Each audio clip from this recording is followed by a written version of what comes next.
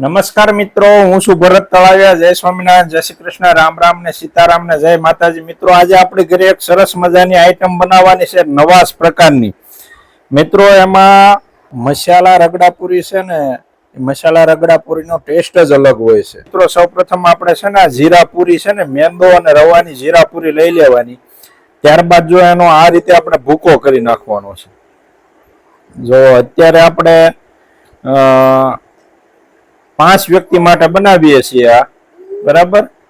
પછી તો વ્યક્તિ જેવા ખાવા વાળા એ પ્રમાણે તમારે પૂરી લેવાની. ત્યારબાદ મિત્રો આપણે કટિંગ કરેલા સરસ મજાના લાલ ટમેટા લઈ લીધા છે.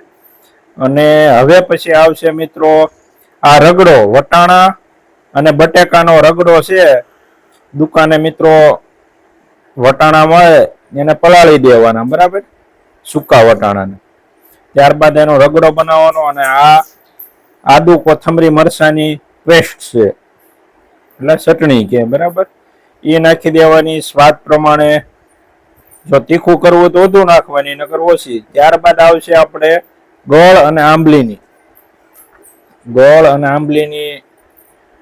ચટણી નાખવાની છે, બરાબર.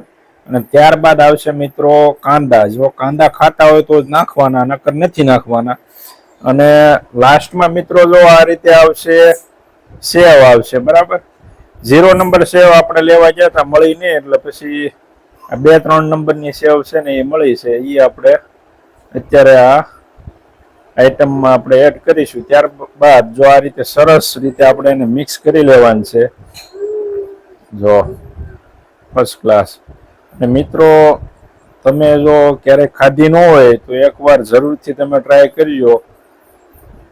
સ્વાદ છે ને આનો જોરદાર આવે છે, કારણ કે અમે પહેલા 2-3 વાર બનાવી હતી અને પછી હજી એક વાર આજે બનાવી નાખી છે. જો ફર્સ્ટ ક્લાસ.